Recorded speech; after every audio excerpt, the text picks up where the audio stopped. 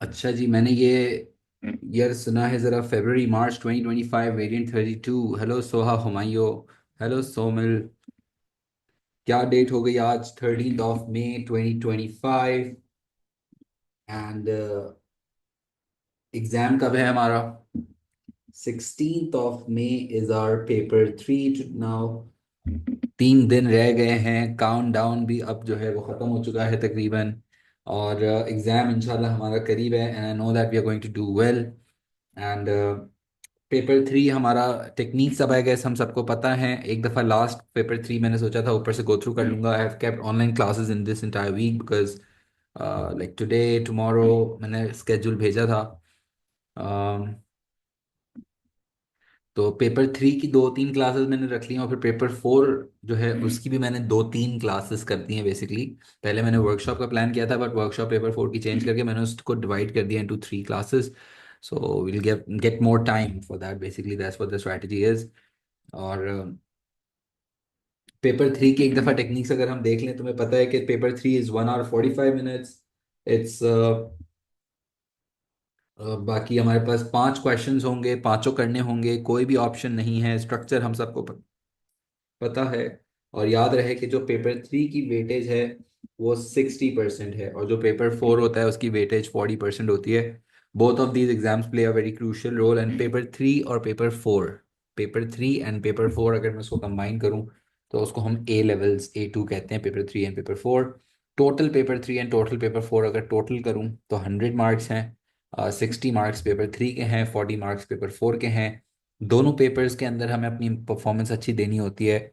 और जाहिर है पेपर 3 60% वेटेज होल्ड करता है, तो पेपर 3 जब अभी आने वाला है 3 दिन के बाद, तो हम पेपर 3 के ऊपर अब तो लग जाएं, ठीक है। पेपर 3 के अपनी सारी जो बिजनेस पढ़ने की एनर्जीज हैं वो हम पेपर 3 पे फोकस कर लें।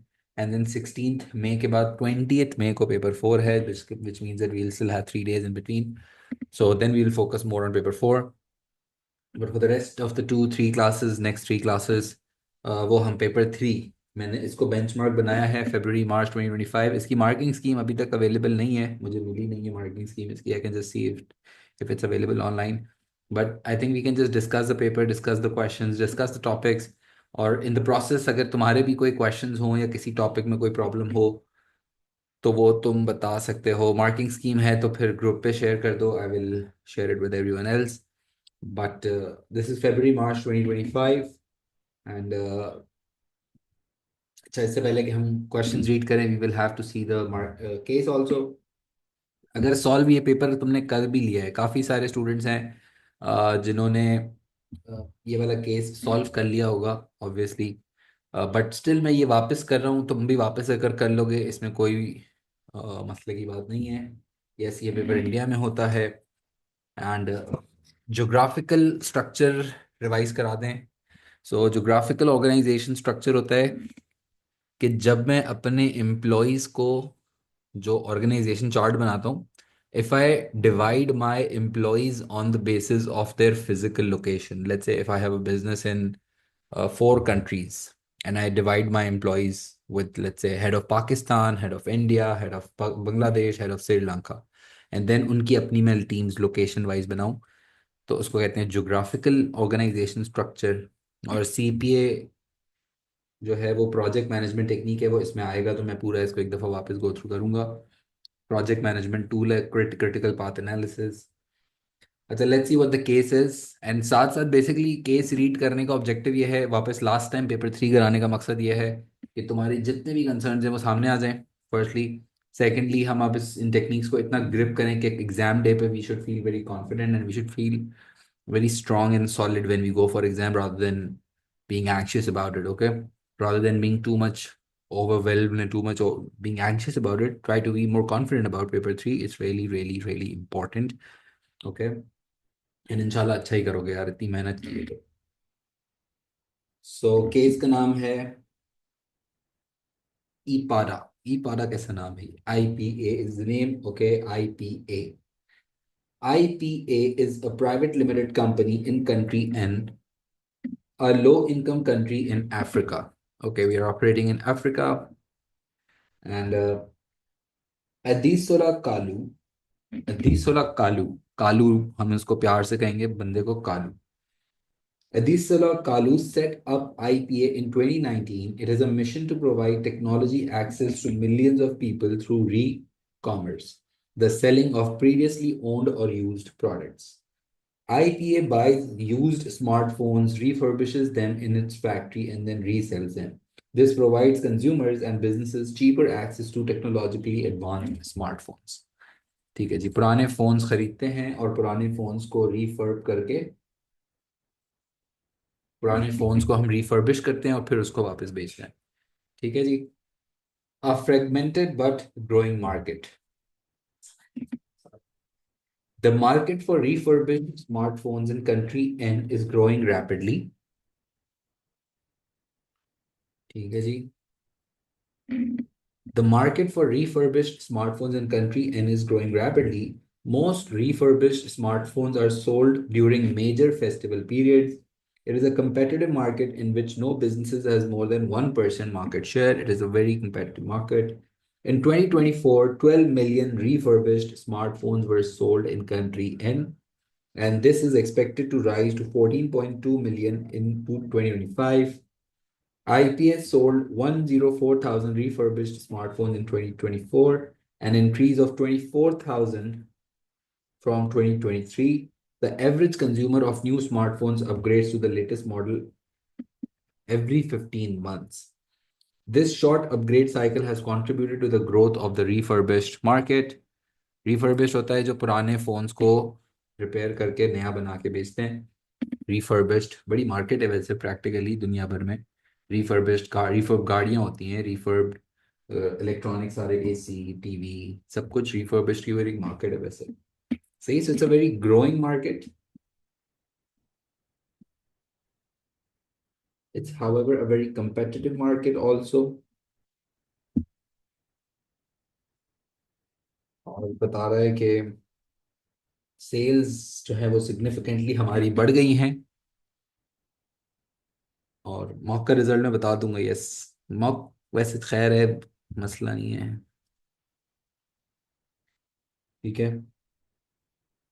अच्छा, फिर इसके बाद हेडिंग दी हुई है मार्केटिंग। और मैंने जब पेपर थ्री, पहले भी टेक्निक्स बताई हैं, वापस बता रहा हूँ कि जब पेपर थ्री का इंसर्ट रीड कर रहे थे तो we focus on the headings also, because the headings would tell me that कौन से टॉपिक का एरिया है ना। ये भी मार्केटिंग से रिलेटेड, ये भी मार्केटिंग से रिलेटेड। मार्केटिंग काफी आया है मतलब फरवरी मार्च में ना। Unit three. The refurbished smartphone market is characterized by inconsistent pricing, stolen devices, and untrusted offline retailers. IPA sells refurbished smartphone online through its website and offline through local retailers. Okay, we are using local retailers. At the same time, we are also selling through our website. Risk factor ये है कि stolen phones भी अक्सर आ जाते हैं। IPA aims to provide convenience, cost effectiveness, and quality assurance to its customers.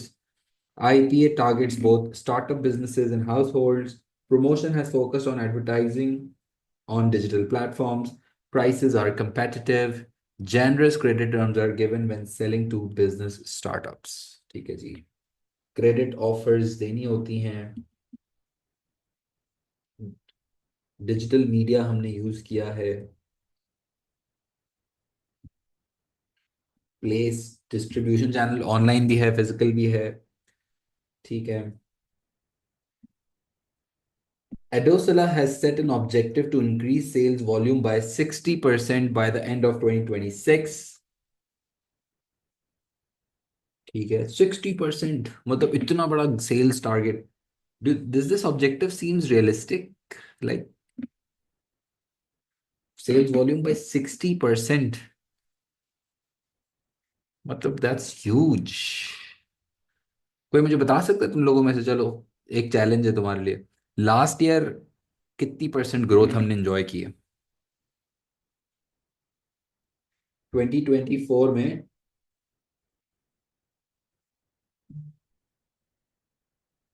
2024 की growth निकाल के बताओ मुझे।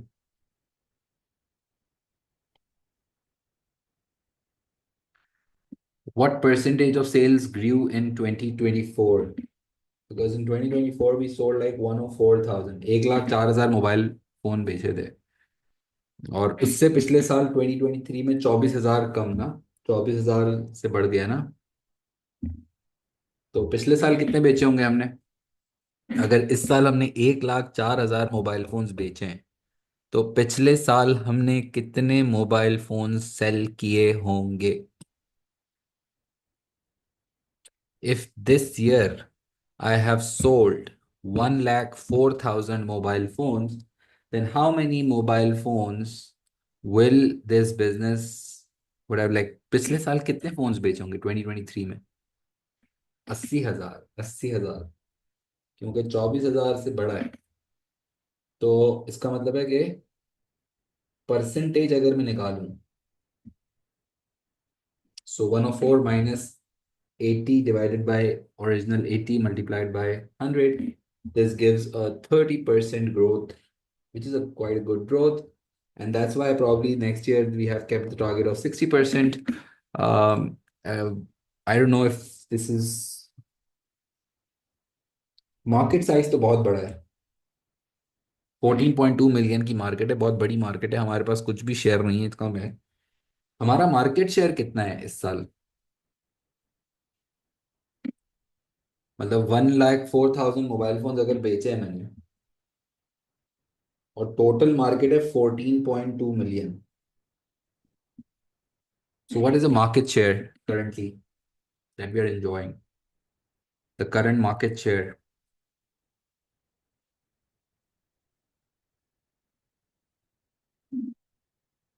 हमारा कितना मार्केट में शेयर चल रहा है?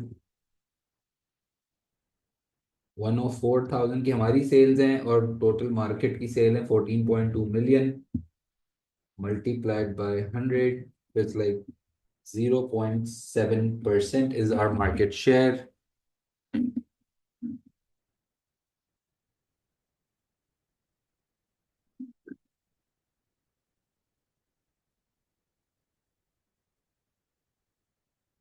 हाँ सही, सही सही, 12 मिलियन। 2024 का 12 मिलियन है, सही है, गुड। कितना परसेंट आएगा? गुड गुड गुड, कितना परसेंट आएगा? 1,04,000 हमारी सेल है, और 12 मिलियन मार्केट सेल्स है। तो 0.8%, तकरीबन 0.87%। इट्स काइंड लो। बहुत कंपेटिटिव मार्केट में हम काम कर रहे हैं। Nice, good. Adrisola has set an objective to increase sales volume by 60% by the end of 2026. Research by the marketing director found that potential customers are price sensitive, promotional elasticity of demand is zero point 0.7, and limited internet connectivity is a problem for businesses and households in rural communities. Okay, that's a major, major problem. Price sensitive है, इसका मतलब हमारा product price elastic है या price in elastic है? Like the case is telling me that potential customers are price sensitive. This means that a product is price elastic or price inelastic.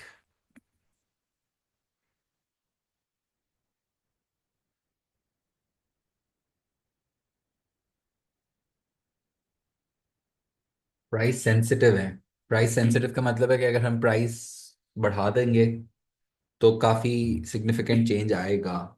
Inelastic नहीं, elastic होगा। Elastic है, price elastic. Price sensitive means that they are sensitive to price, and if we change the price, then the demand will respond. Okay, okay. And promotionally क्या है हम? 0.7।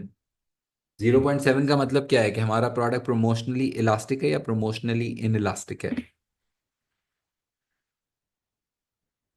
0.7 अगर promotional elasticity of demand, this means that our product is promotionally elastic और promotionally inelastic. Promotionally inelastic, if it's less than 1।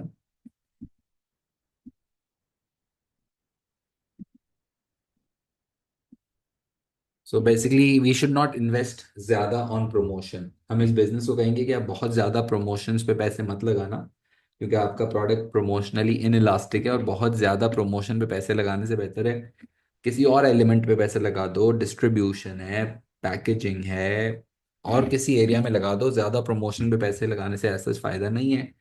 That's what the data tells me. Obviously, it also depends on how effectively that promotional campaign was designed. And elasticity is just one aspect of assessing ना. Elasticity को देख के हम final decisions नहीं ले लेते हैं. Elasticity is just one of the sorry, is just one of the tools. ठीक है. प्राइस इलास्टिक का मतलब होता है कि हम प्राइस अगर चेंज करते हैं तो कस्टमर सिग्निफिकेंटली डिमांड में चेंज आ जाता है. प्राइस सेंसिटिव है वो. This means it's price elastic. And price in elastic होते हैं वो प्रोडक्ट्स जनरली जो प्राइस चेंज होने की वजह से डिमांड में रिस्पॉन्ड नहीं आता है. प्रोमोशनली इन इलास्टिक का मतलब होता है कि बहुत ज़्यादा प्रमोशन पे पैसे लगाने से डिमांड इतनी कोई रिस्पॉन्ड नहीं करती है. यानी कि बहुत ज़्यादा अगर आपने प्रमोशन पे पैसे लगा भी दिए तो डिमांड बहुत ज़्यादा सिग्निफिकेंटली नहीं बढ़ जाएगी.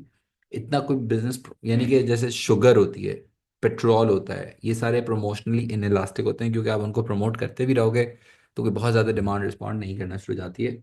इसको कहते हैं प्रमोशनली इन इलास्टिक है. ठीक है. And internet connectivity is also a problem in rural community.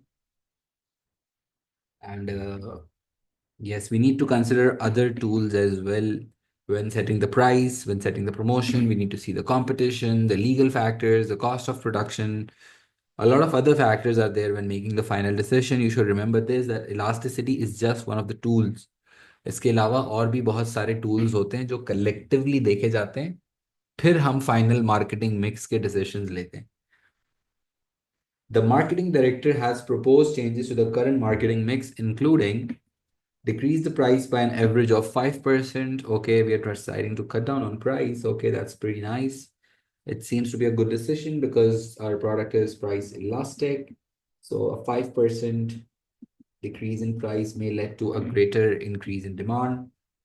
And increase non-digital advertising expenditure with a campaign focused on advertising through billboards and buses. Okay, so we are going to use billboards and buses. Right. Okay, so employment contracts. Employment contracts में क्या change है? ये कौन से unit में चले गया भाई? Unit number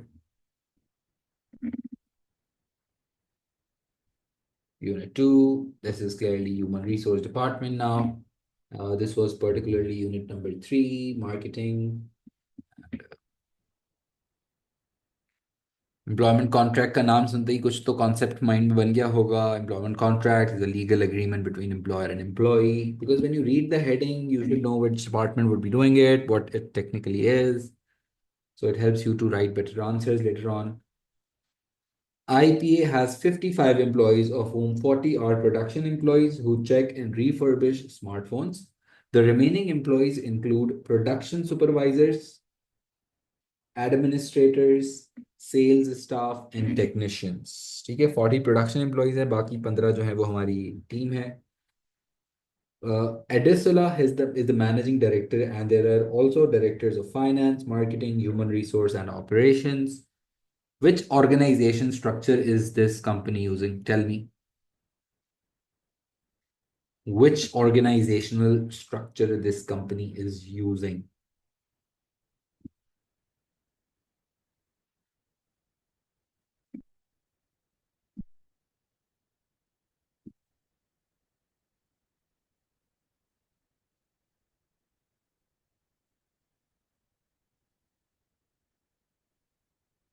This is functional organizational structure. Good.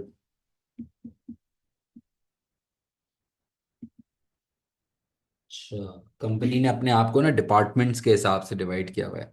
There are clear roles, clear departments.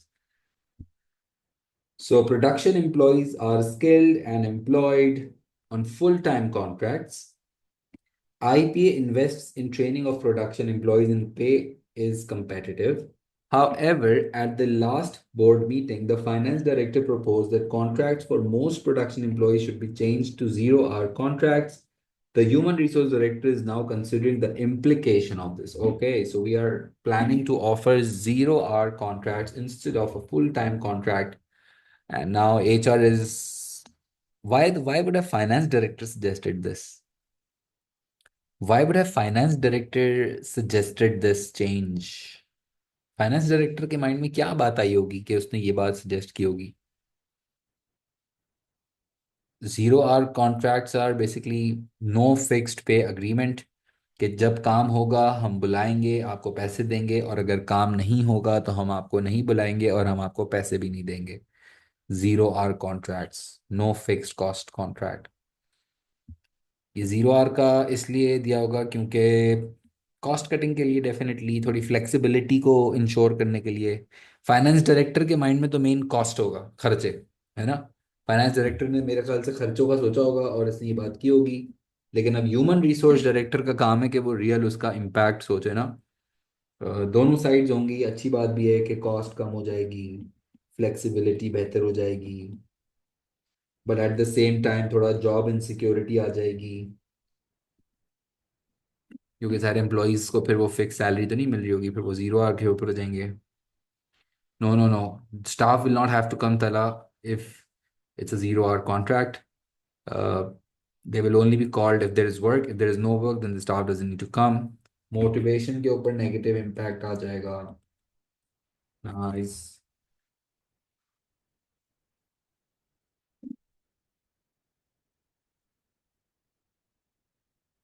ये जीरो आवर में जरूरी नहीं है वैसे कि हम आर्ली वेज ही दें, हाँ भाई, जीरो आवर में भी फिक्स्ड अमाउंट हो सकता है, सो डोंट अज्यूम दैट महात। No, that's not unemployment. हाँ, ये हो सकता है तला गजनवी के, if employees are called in, then हो सकता है एम्प्लॉय ना आए, ये हो सकता है। एफिशिएंसी के ऊपर बिल्कुल लिख सकते हैं, एफिशिएंसी के ऊपर भी बात आएगी। बट इतना ज़्यादा मुश्किल मुश्किल सोचने से बेहतर है कोई सिंपल पॉइंट सोचें और उसको अच्छे से फिर लिखें। So now this case is about a refurbished phone. Their mission is to provide technology access to millions of people. They're operating in Africa. The company was set up in 2019, and they target both the business customers and the final customers. Festival periods के दौरान sales हो जाती हैं. Market is a very growing market. Sales are also increasing. We are having 0.87% of market share. And we sell through our website and through the local retailers as well. We have currently promoted through our digital mediums. And now the product is price elastic, it's promotionally inelastic, and limited internet connectivity is a major problem for this business. And they're also planning to change their marketing mix. They're also changing their way. They're planning to change the employment contracts, expanding operations. Which unit are we talking about now? Tell me.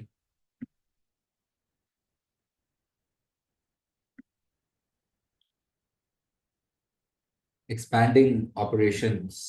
Clearly, it's unit number 4. Clearly, we're talking about operations department and we are talking about expanding operations. ठीक है, time allocation बताता हूँ मैं। Each smartphone is refurbished and quality tested, okay, with a 25-point quality check by IPA's skilled employees. IPA sells a refurbished smartphone with a 6 months guarantee.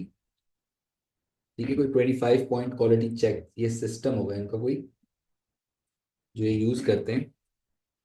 As sales increase, IPA has to recruit and train new production employees with low unemployment in country, and this is not easy. IPA's factory is close to full capacity. Consequently, Edersala plans to upgrade machinery and extend the factory to meet expected future demand. Using network analysis, the operations director estimates the factory expansion and machinery upgrade will take a minimum of 24 weeks. ठीक है जी, 24 हफ्ते लगेंगे। Expansion हमारी start करने लगे हैं हम। Unemployment ज़्यादा है। अनएम्प्लॉयमेंट कम है ना, लोग ढूंढना थोड़ा सा मुश्किल होगा। और मशीन अपग्रेड की बात हो रही है, फुल कैपेसिटी पे हैं।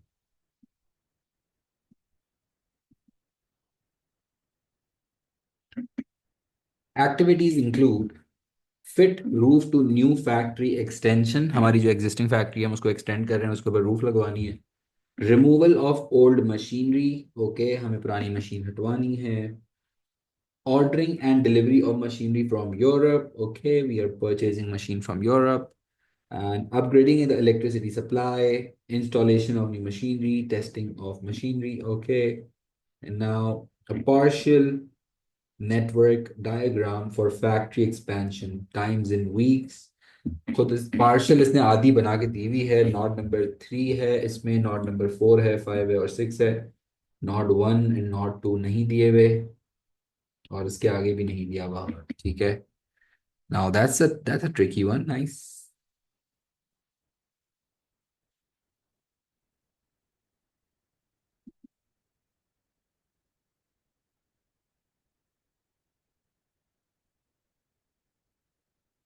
ठीक है जी।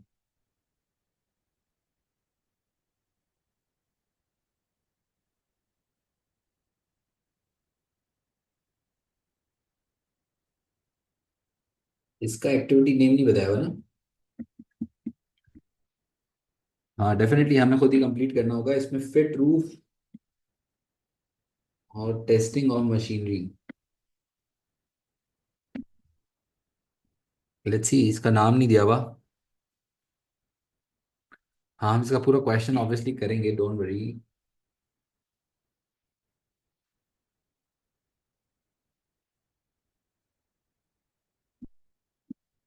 ठीक है।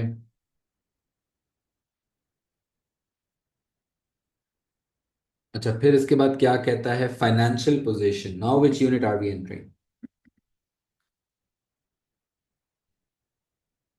क्रिटिकल पाथ एनालिसिस की इस डायग्राम को हमें डेफिनेटली कंप्लीट करना है, फिर इसके ईएसटी रिलेटिव्स भी निकालने होंगे। अभी इसका क्वेश्चन आने दो, देखते हैं ना क्वेश्चन क्या कहता है। क्वेश्चन में कुछ इन्फॉर्मेशन दी हुई होगी। Let's see what question is, don't worry.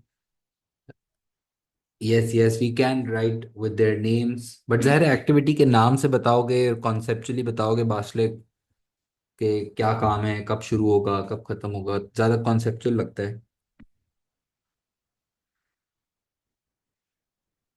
In financial position देखो, यूनिट कौन सा आ गया? यूनिट 5।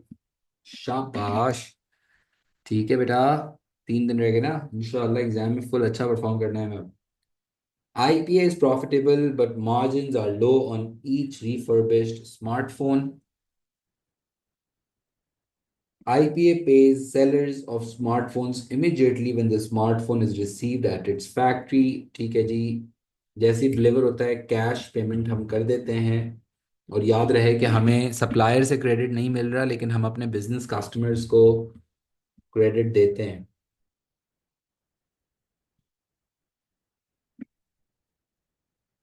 क्लियरली वर्किंग कैपिटल के ऊपर फिर थोड़ा सा प्रेशर पड़ता होगा ना। So IP is profitable, but margins are low on each refurbished smartphone. And we are also planning to cut down our price, right? हम प्राइस कम करने का भी सोच रहे थे।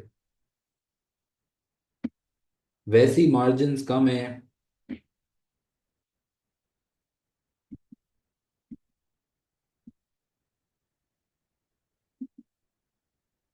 The finance director is worried about IPA's liquidity and gearing, particularly as Adesela has committed IPA to rapid expansion plans. Selected financial data and ratios are shown in Table 1.1, and it's about 2023 and 2024. The revenue has clearly gone up by like from $8.8 million to $11.96 million. It's quite a good growth. Seems to be quite good. Yeah, nice है ये तो काफी ऊपर आया। Operating profit देखें तो हमारा $0.35 million से अब $0.46 million पे आ चुका है।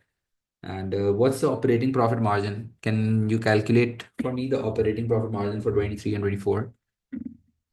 What is the operating profit margin? Please tell me. In 2023, it was 3.98%, and in 2024, it just uh, came down 3.85%. Okay. Margins कम होते हुए नजर आ रहे हैं। इतना रेवेन्यू बढ़ने के बावजूद हमने मार्जिन्स कम एंजॉय किए हैं। इतना ज़्यादा फर्क नहीं है, स्लाइटली डिफरेंस है। 3.98 से 3.85 पे आया है। Not a bad thing, I guess it's all right. And gearing जो है वो 55% से 60% आ गया है। और मार्जिन निकालो, 0.35 डिवाइडेड बाय 8.8 मल्टीप्लाइड बाय 100, और इसमें 0.46 divided by 11.96 multiplied by 100। Gearing 5% से बढ़ गया है। वैसे ही हम 50% से ज़्यादा गेयर्ड हैं, ऑलरेडी हाईली गेयर्ड हैं, and this is also increasing. Gearing का बढ़ने का मतलब ये है कि फाइनेंशियल रिस्क हमारा वैसे ही काफ़ी ज़्यादा है। इंटरेस्ट एक्सपेंस भी हम दे रहे होंगे इट्स ठीक ठाक, and it's a risky situation. And further अगर हम डेट फाइनेंस करने जाएंगे तो it will not be very easy, and we are since we are planning for this expansion, since we are planning to launch a new factory, a bigger factory basically, because we are already operating on full capacity, and at this point when we are already highly geared, it would be very risky to go for further debt finance. And also, as we are a private limited company, as it says, so it's also difficult to issue shares in a private limited company, because you can only sell your shares to friends, family, and relatives, right? And it's not easy to convince investors to buy shares of a private limited company. And if you're a highly geared company, then the access to finance basically significantly decreases now. So it's a risky position to be in. And it also shows that business is dependent on debt, which is as compared to equity is a cheaper source of finance. तो gearing है ज़्यादा, लेकिन gearing बुरा भी नहीं होता है, क्योंकि जाहिर है अगर आपने डेट लिया है, शेयर्स इशू ज़्यादा नहीं किए हैं, तो इसका मतलब है ओनरशिप आपने अपने हाथ में रखी हुई है। Yes, the company is bigger and competitive also at the same time. Nice. If we see the current ratio, then the current ratio is quite risky again, even though the current ratio is more or less the same, but still it's lower than one. It's like even lesser than one. The business is not having enough current assets to pay off their current liabilities. And the liquidity position, if seen from this aspect, the current ratio, the company is not doing well. Liquidity थोड़ी सी situation of है। और acid test ratio अगर हम देख लें, तब तो company की हालत काफ़ी ज़्यादा नाजुक है।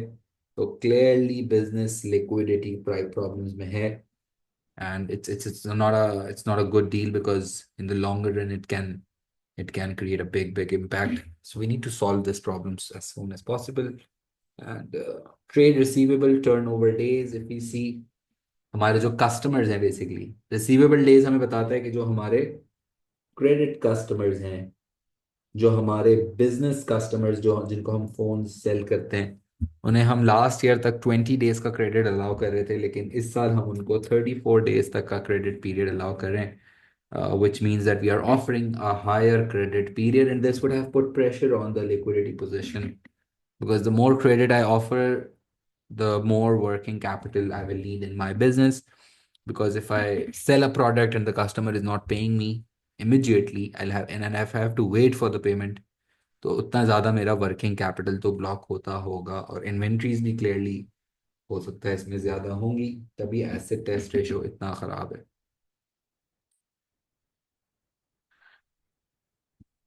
एंड देन फाइनली हमारे पास आ गया environmental changes. Which unit is this? Fiscal and monetary policy changes. Which chapter or which unit is this? Tell me.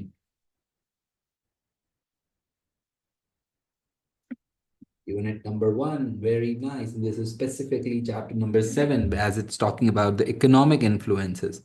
वैसे तो चार तरह के influences होते हैं: political, economical, social, technological. And since fiscal and monetary policy are part of economic changes, it's all clearly good. Pest, it's clearly pest. But ये specifically economic changes की बात कर रहा है. And in 2024, economic growth in country N slowed and unemployment began to rise. चलो, that's a good change in 2024. ठीक है, क्योंकि अभी तक ये कह रहा था कि कंट्री जो है वो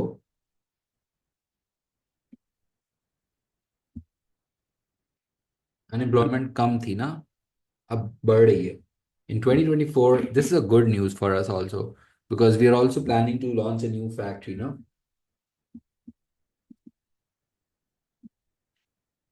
और at the same time unemployment बढ़ेगी तो फिर रिफर्बिश्ड फोन्स की मार्केट और भी बढ़ेगी। लोग ब्रांड न्यू फोन्स नहीं खरीदेंगे, वो पुराने रिफर्बिश्ड फोन्स की तरफ जाना चाहेंगे, तो शायद डिमांड बढ़ भी जाती है इस टाइम में। तो In response, the government is implementing a policy to upgrade infrastructure in country N. This includes providing tax incentives for internet service providers to improve mobile phone connectivity in rural areas. Wow. If the government is offering such tax incentives, that's good news or bad news for us? Government tax incentive दे रही है internet service provider को, हमें कोई government की तरफ से benefit नहीं मिल रहा, हमें कोई गवर्नमेंट की तरफ से टैक्स इंसेंटिव नहीं मिल रहे, लेकिन अगर इंटरनेट सर्विस प्रोवाइडर बढ़ जाएंगे तो मार्केट हमारी भी बढ़ जाएगी, क्योंकि बड़ा प्रॉब्लम है ना, हमारी फोन्स की डिमांड बढ़ेगी अगर इंटरनेट कनेक्टिविटी बेहतर होगी तो। Yes. And further policy measures include a cut in the standard rate of income tax by 2 percentage points from April 2025. The central bank has also cut interest rates, which is again a good news because हमारा gearing already इतना ज़्यादा है, तो इस वक्त तो interest rate का कम होना हमें और अच्छा लगेगा, एक्सपेंशन के लिए पैसे लाना और अच्छा लगेगा, और इनकम टैक्स का कम होना अच्छी बात है, इनकम टैक्स कम होगा तो, लेकिन फिर लोग डिस्पोजेबल इनकम्स बढ़ जाएंगी लोगों की,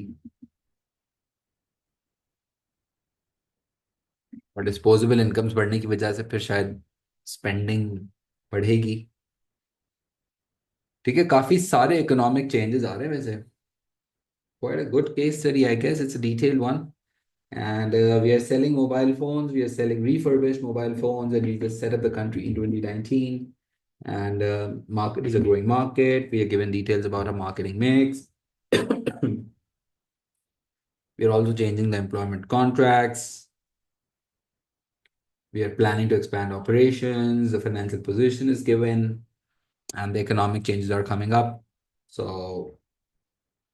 यस, रिफर्बिश्ड फोन्स की डिमांड कम भी हो सकती है इनकम टैक्स बढ़ने की वजह, होने की वजह से, ज़ाहिर है इनकम टैक्स अगर कम होगा, लोगों की डिस्पोजेबल इनकम्स बढ़ेंगी, तो लोग फिर हो सकता है ब्रांड न्यू फोन्स की तरफ जाएं, और रिफर्बिश्ड फोन्स की मार्केट कम भी हो सकती है। That's a good point Umar Ghazi. Exports बहुत फार फेज्ड हो जाएगा Abdullah Shahzad, it's very far fetched. या but not 2% is a good percentage by the way, not bad.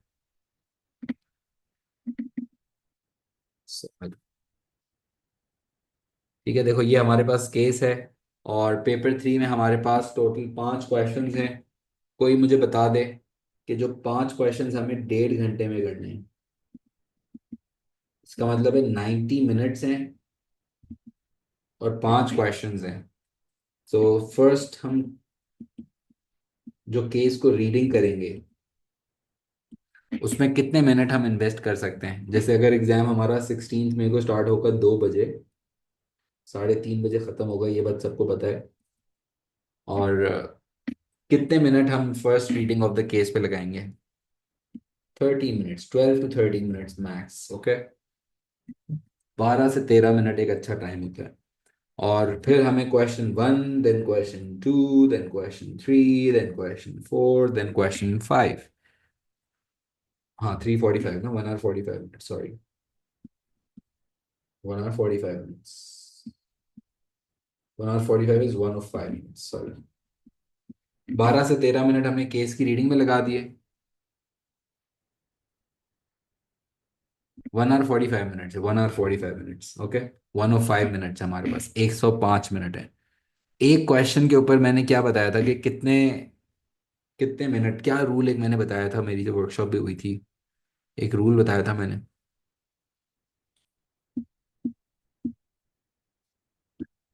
Nice Suresha.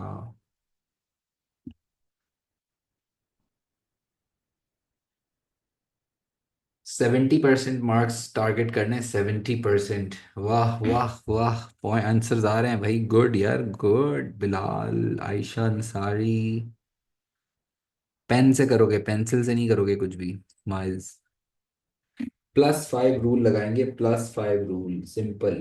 ठीक है, +5 रूल में ये कर लो कि जैसे क्वेश्चन नंबर 1 8 मार्क है, 2 भी 8 मार्क है, 3 16 है, 4 16 है, और 12 है ना, तो हम +5 रूल अगर लगा दें, +5 का मतलब है कि 8 + 5, 13 minutes for question 1, 13 minutes for question 2, 21 to 22 minutes for question 3 and question 4, in 17 minutes for question 5। Ideally अगर मैंने ये कर लिया तो टोटल कितने मिनट्स बन गए इसके अटेम्प्ट करने के?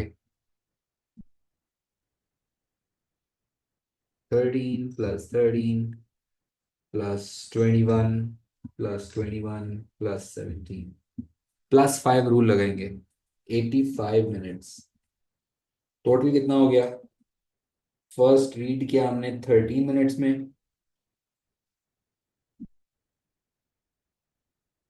अटेम्प्ट करने के लिए हमने 85 मिनट्स रखे, टोटल कितना हो गया?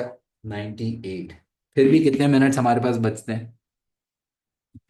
क्योंकि टोटल है हमारे पास 105 मिनट्स,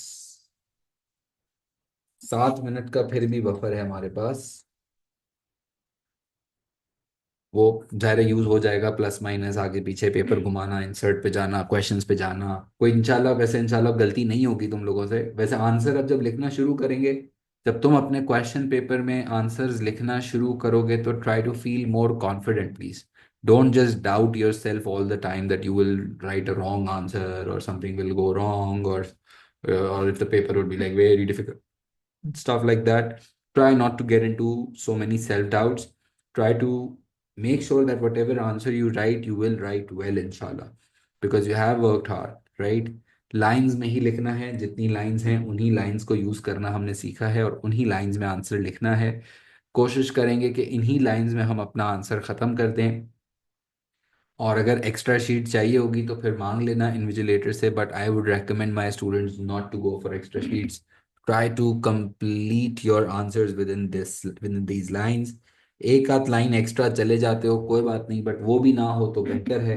बीच में मैंने समझाया ना कि वो भूलने की एक्टिंग करके ना एक लाइन में से दो लाइनें निकाल लिया करो।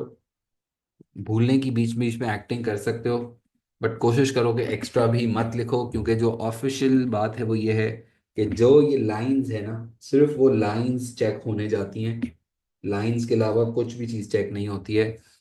तो कोशिश करना है कि हमें लाइंस में ही लिखना है और इसमें फुल मार्क्स भी आ जाते हैं, बिल्कुल ठीक है। बनाने की ज़रूरत नहीं है, नो मनाएम नो। बनाने की ज़रूरत नहीं है, ना टाइम है ना इतना एफर्ट डालना। इन केस अगर एक्स्ट्रा लिखना हो तो एक आध लाइन फिर ऐसे ही नीचे लिख देना। लाइनें बनाने का टाइम भी हमारे पास नहीं होगा। और जब क्वेश्चन अटेम्प्ट करना शुरू करेंगे तो सबसे पहले तो हम एक काम करेंगे कि हमें इंट्रोडक्शन कितनी लाइंस में लिख लेना होता है ideally? How many lines should I give for my introduction?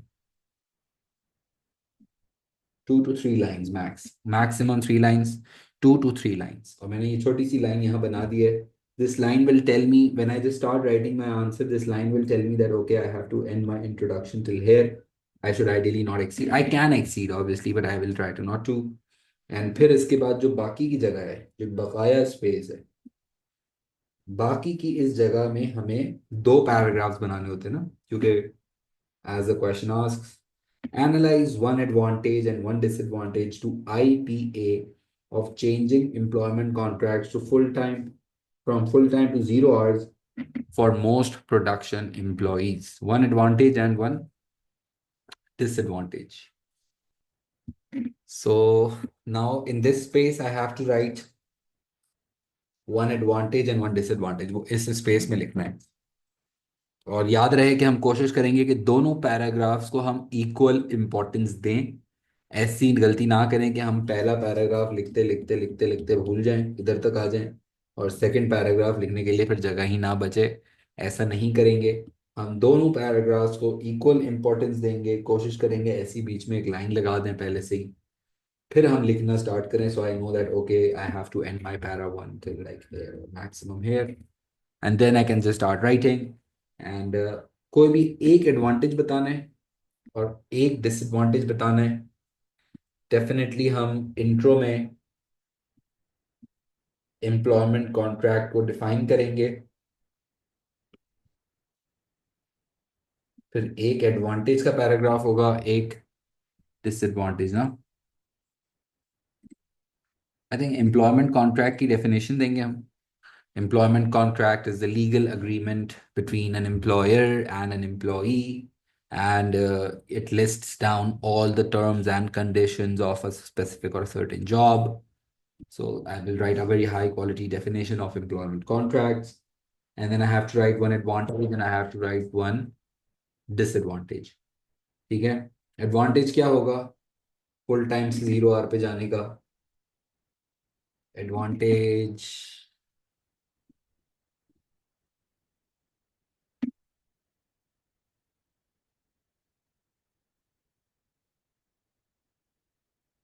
Obviously एक पॉइंट तो हम लिखेंगे कि कॉस्ट कटिंग हो जाएगी, एक पॉइंट कोई भी, ठीक है, तो कॉस्ट कटिंग वाला भी लिख सकते हो, फ्लेक्सिबिलिटी भी लिख सकते हो। और फिर नेगेटिव डिसएडवांटेज हो जाएगा मे बी, जिसके जॉब इनसिक्योरिटी बढ़ जाएगी, जिससे अल्टीमेटली आपकी मोटिवेशन लेवल जो है वो एम्प्लॉयज़ के कम हो जाएंगे। अब अगर मैं अपना ये आंसर अटेम्प्ट कर रहा होता, देखो मैं तुम्हें लास्ट एक थॉट बता देता हूँ उसमें, कि मैं सबसे पहले तो डेफिनेशन लिखता क्लियरली,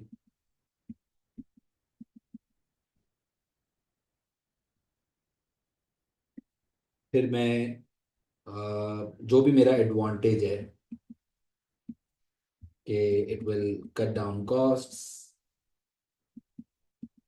अभी मेरा पॉइंट है, सबसे पहले मैंने इस पॉइंट को क्या करना होता है मैंने स्टेट कर दिया, और अब मुझे इसको समझाना होगा कि खर्चे क्यों कम हो जाते हैं अगर हम एम्प्लॉयमेंट कॉन्ट्रैक्ट्स को चेंज करते हैं from full time to 0 hour contract, then why, because, क्यों, क्यों क्यों खर्चे कम हो जाएंगे, क्यों क्यों खर्चे कम हो जाएंगे? क्योंकि जो फिक्स्ड कॉस्ट है वो आपको नहीं देनी होती 0 आवर में। एम्प्लॉय सिर्फ तब पैसे मिलते हैं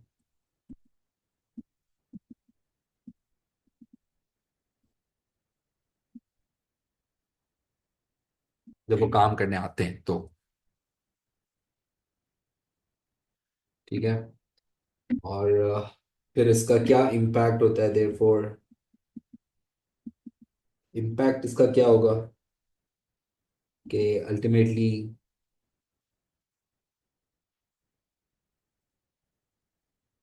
खर्चे कम हो जाएंगे ना, जिसकी वजह से देयरफॉर इम्पैक्ट ये होगा कि कॉस्ट ऑफ प्रोडक्शन जो है, cost of making mobile phones जो है वो आपकी कम हो जाएगी, जिससे आपकी जो एवरेज कॉस्ट पर फोन है वो भी कम हो जाएगी।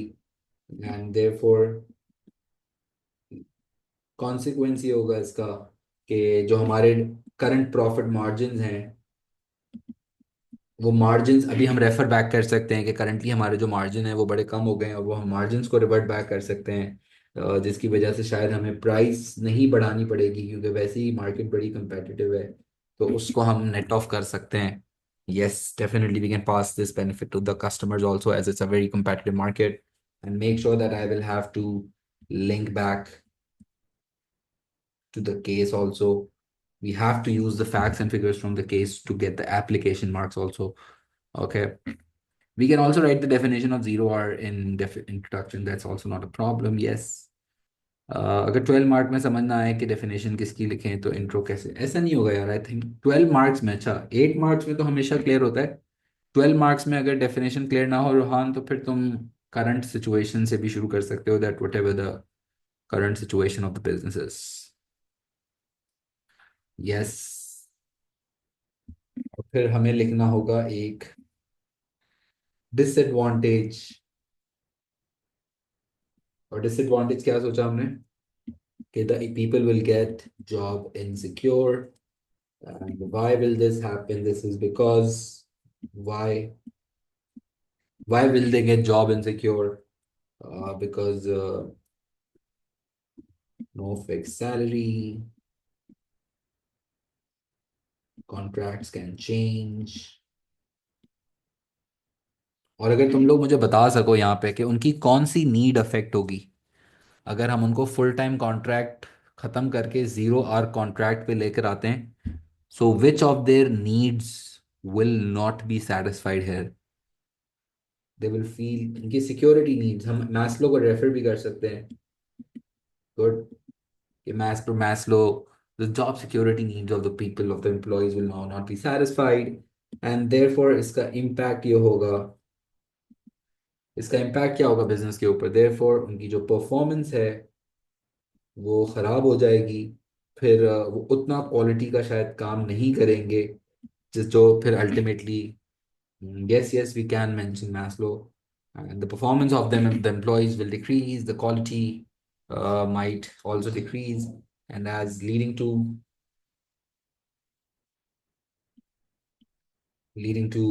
कस्टमर सेटिस्फैक्शन खराब हो सकती है। वैसे ही बहुत competitive मार्केट है, उसमें वैसे ही नए नए competitors आ रहे हैं, तो इस टाइम में तो हमें क्वालिटी को मेंटेन ही करना पड़ेगा।